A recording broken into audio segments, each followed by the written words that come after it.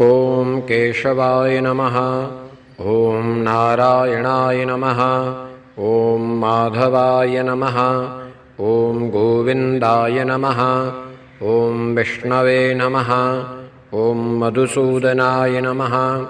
ॐ त्रिविक्रमाय नमः। ॐ वामनाय नमः।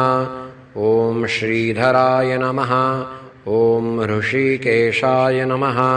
ॐ पद्मनाभाय नमः। ॐ दामोदराय नमः। ॐ सङ्कर्षणाय नमः। ॐ वासुदेवाय नमः। ॐ प्रद्युम्नाय नमः। ॐ अनिरुद्धाय नमः। ॐ पुरुषोत्तमाय नमः। ॐ अधोक्षजाय नमः। ॐ नारसिंहाय नमः। ॐ अच्युताय नमः। ॐ जनार्दनाय नमः।